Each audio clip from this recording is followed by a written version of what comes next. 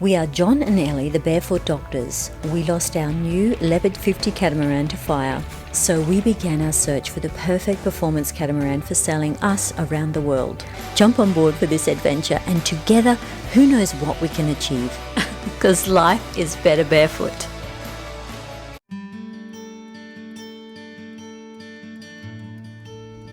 In the last episode, we complete the epic 6,000 nautical mile crossing from Cape Town to St. Lucia.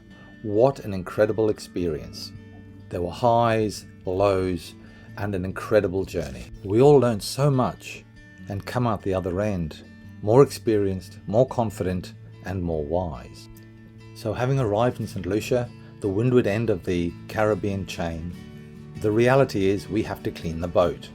This takes us several days, and we try to get all the jobs done before Mark's wife Holly and their child Maddie arrive. We had to say goodbye to Neil, who is leaving to get his own new Leopard 50, and we're absolutely certain that this experience will benefit him enormously in managing his own boat.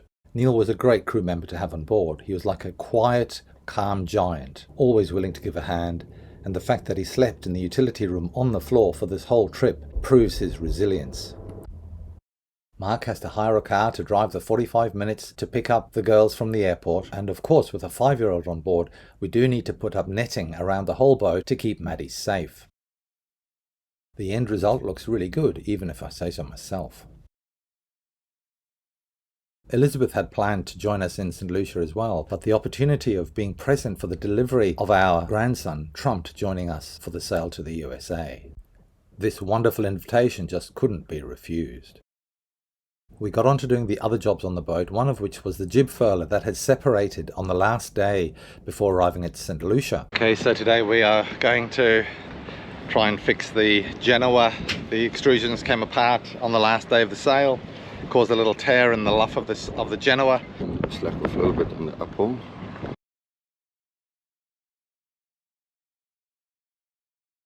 We could not even drop the sail, so I had to go up the forestay on the harness to try and see what was stopping the sail from being dropped.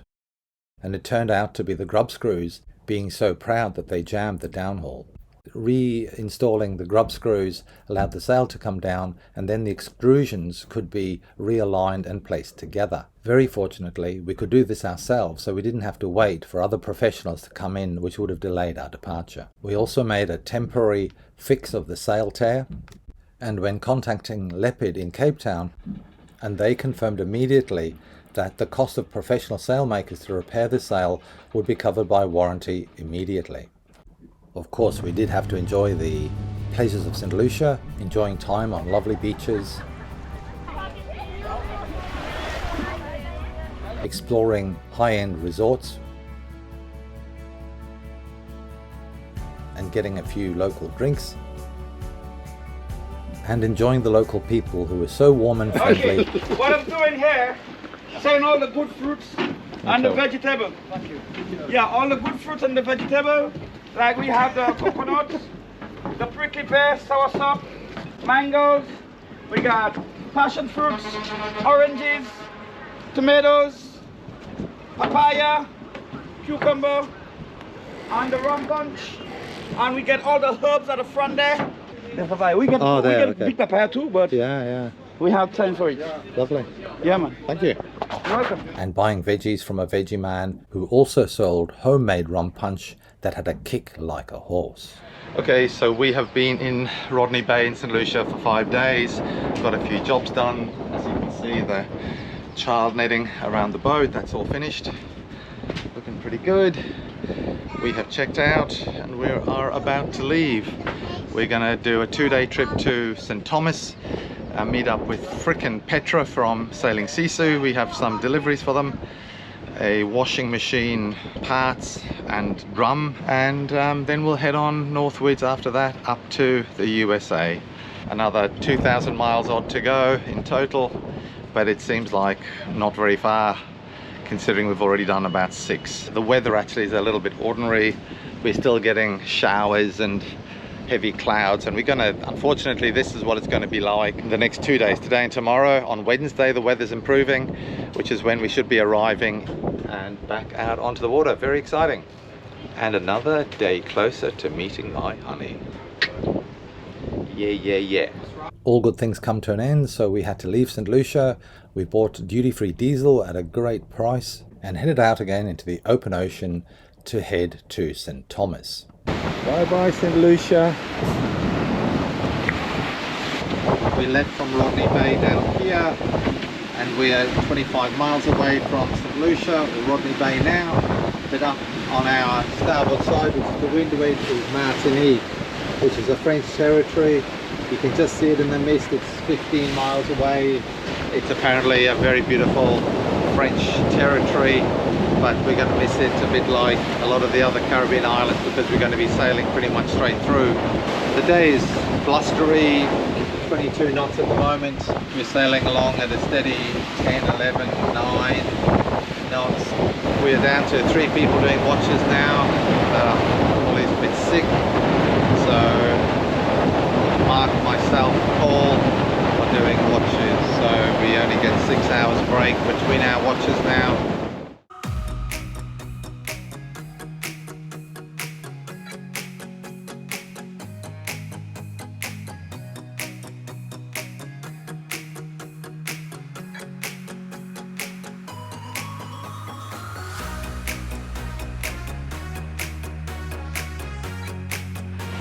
Okay folks, so this is 24 hours after leaving St.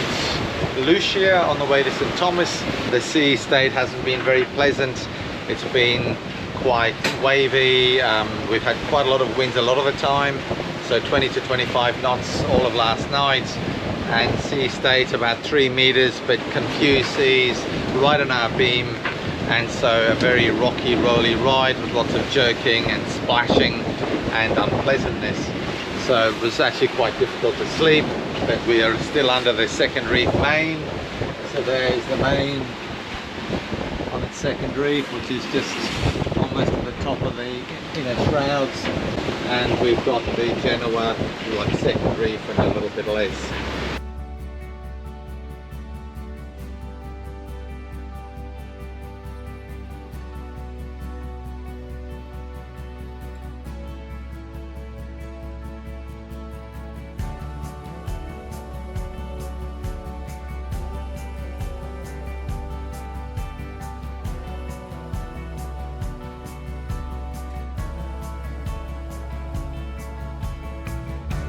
Okay guys, so behind us here is St. Thomas. This is our third landfall on the crossing, St. Helena, St. Lucia, St. Thomas. We're obviously doing all the Saints. It's about 20 miles away, so you can see how the difference is in visibility and how far you can see the islands depends both on the height of the island out of the water plus the clarity in the atmosphere. And they're also called the Leeward Islands, or the whole group's called the Leeward Islands, because the Windward Islands are the ones on the trade wind you get to first, and then the Leeward Islands are the ones in the lee of that, which is downwind. On the right hand side is St. John, and on the left hand side is St. Thomas, and we're going to be sailing through the gap between and around that point to American Harbour. So St. Thomas, what a disappointment. One night stay in the marina cost around $450 at $6 per foot, plus a premium of 60% for being a catamaran, plus taxes, etc, etc. And this marina had no facilities at all. We then went to check in at customs, and here's what happened. That is where we checked in. Taxis cost $15 per person to get here, so it was $90 for the 6 of us, including the 5-year-old. And the really irritating thing about these taxi fees was that the same vehicles only charged the locals $2 or $3 per trip. So this really seems like legalized piracy. Perhaps the Caribbean pirates of old now don taxi uniforms and their captains make the rules in government. It left a really sour taste in our mouths and left us with no desire to ever return to St. Thomas. We did get a really nice meal at one of the local bars, but our main reason for being here was Sailing SISU. We were here with a specific reason of meeting up with Frick and Petra of Sailing SISU to deliver them their washing machine parts. It had been arranged by Paul Badenhurst, and as a thank you they provided a wonderful meal for all 6 of us on their boat that night. The food was spectacular and the conversation was amazing. Obviously talking about sailing, the best islands to visit, but we moved on to very deep subjects like the Big Bang Theory, how the universe is expanding and how telescopes can look back in time. We also got on to discussing the missing links in evolution, and I asked him why he was always wearing Jeep t-shirts. The answer is simple. They're the only shirts that don't wear out and last forever, he says. It was a great night, wonderful food, wonderful conversation. Now frickin' Petra can do their washing again. The next morning we departed again to continue our trip to Florida, around 1,000 miles away. This would take us through the channels past Puerto Rico, the Dominican Republic, Haiti, and close to the Turks and Caicos, the Bahamas, Cuba, and finally up the Gulf Stream to the US of A. As soon as we cleared the islands, the Oxley went straight back up with tailwinds and calm seas. And unlike the trip from St. Lucia to St. Thomas, this was a very pleasant sail and everybody was well, so it reminded us all about why we love sailing.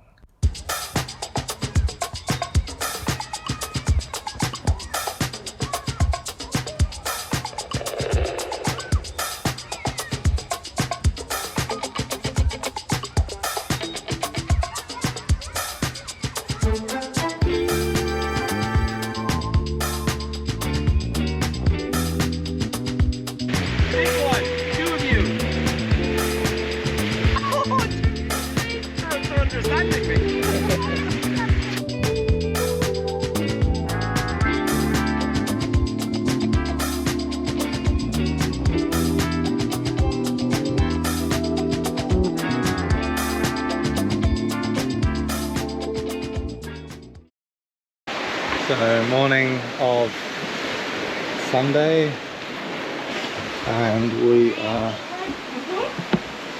sailing to the first of the Bahamian islands, which is Great Inagua, which is right here. We are doing 8 knots in 16 knots of true wind and 9 knots of apparent wind. So that's the Turks and Caicos. We sailed below it and now we're turning down. So we'll sail between Great Inagua and Little Inagua, and on the course to this little island, and then up the Bahamas to the USA, which is there. So we're sailing that sort of course. Omelette. Spanish omelette. Spanish omelette. There's Greater Inagua. There's the Oxley. There's yours truly, and that is a Little Inagua. Now from here you are just tantalized with turquoise blue water and crystal white sand.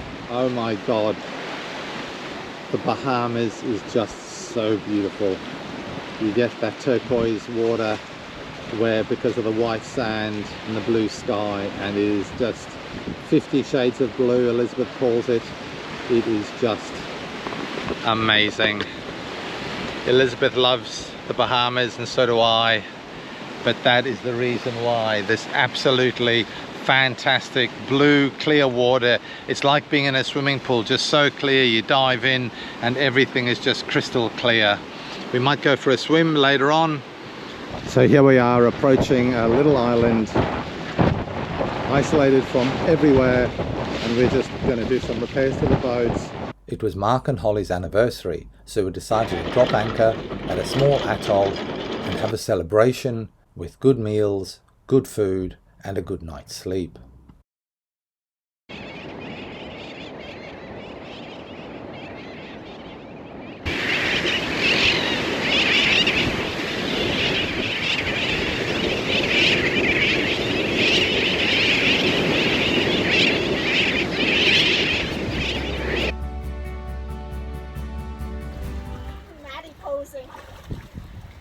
Okay, smile everybody, you're on video.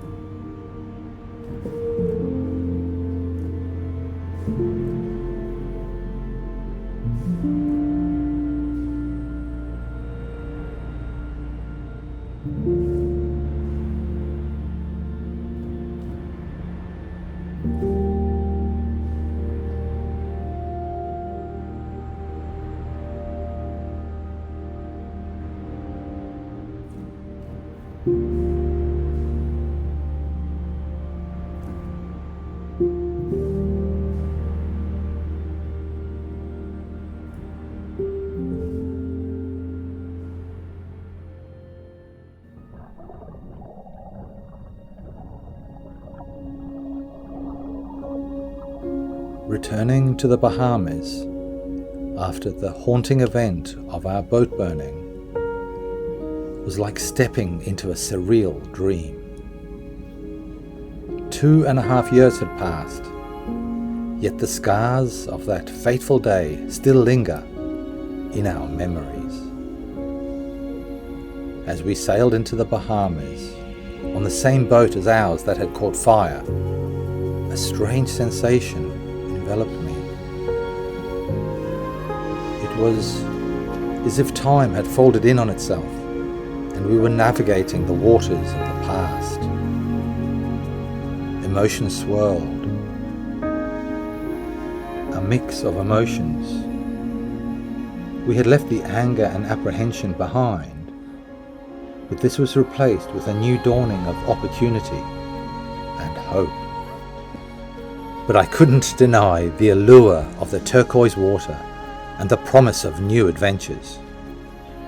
It was a journey back to the past, tethered to the present, and a testament to the resilience of both nature and our spirits.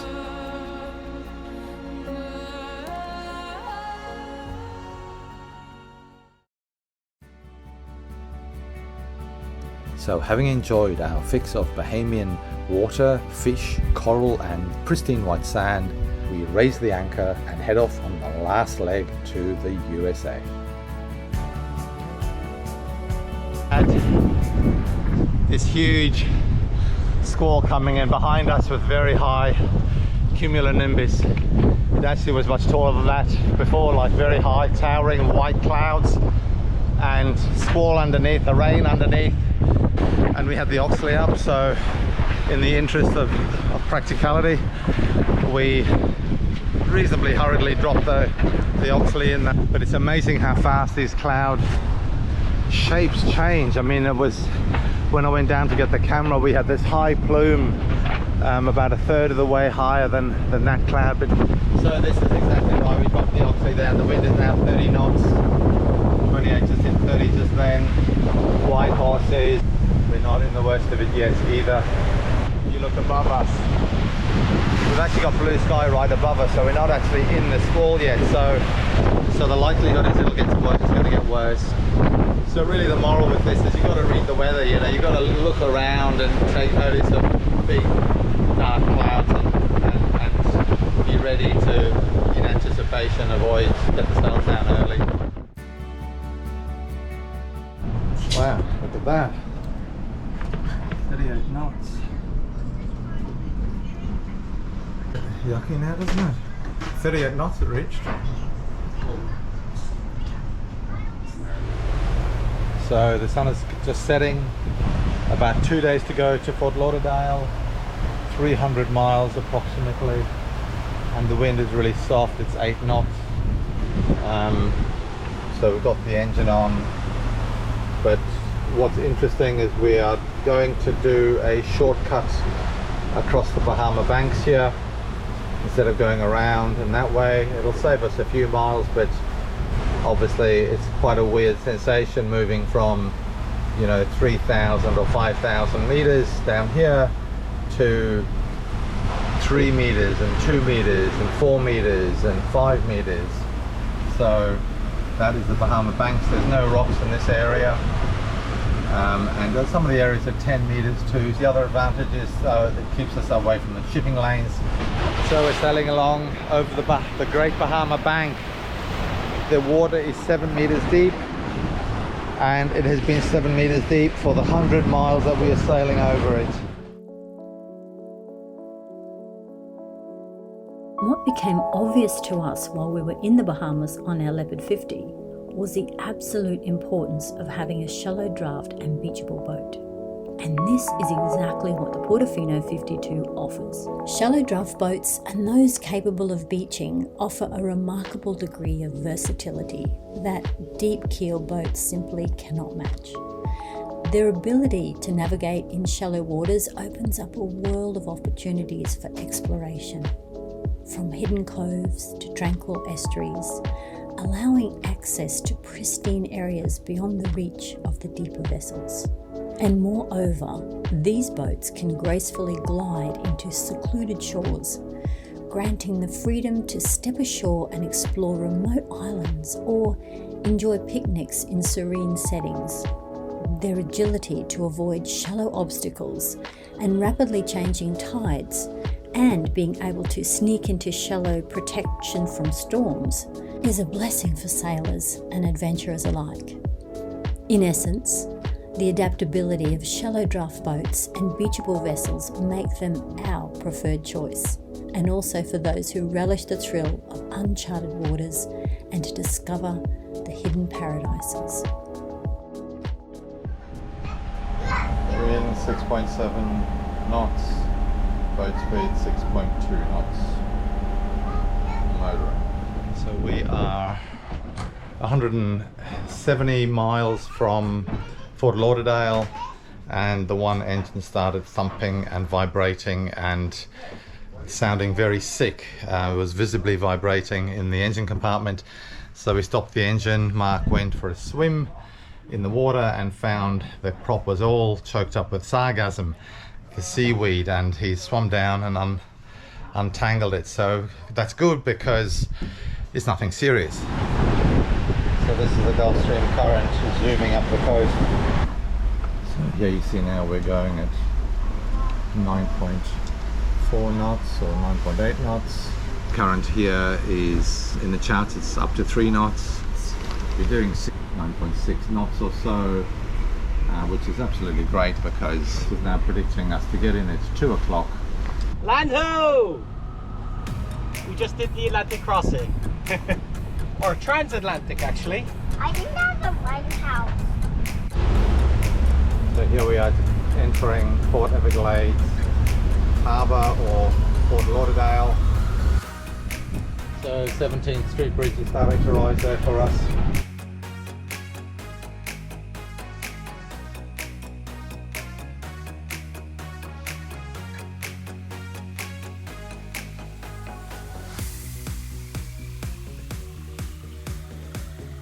Cheers to a successful crossing. We made it. Cheers.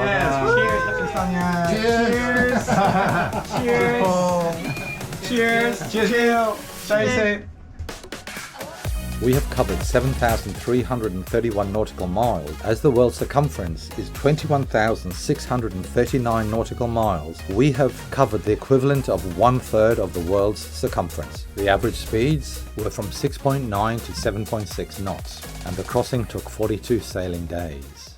Leaving the boat and its steadfast crew after a long and challenging ocean crossing was bittersweet. We had weathered storms and celebrated highs together, forging a bond that only the open ocean can create. With a mixture of gratitude for the experiences shared and excitement for the ones to come, I left the crew behind, carrying their stories and the memories of the ocean with me.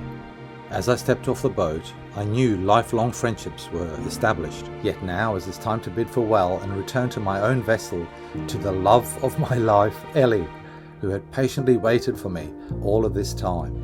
We had shared dreams of far-off horizons, uncharted waters, and the thrill of discovery.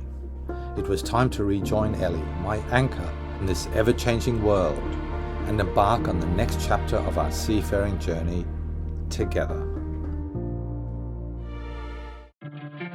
Thanks for watching, guys, and if you like what we do, show us the love and hit the like button. Then hit the subscribe button and hit the notification bell as well, so you don't miss out on your regular fix. Then kick off your shoes and you can come barefoot with us.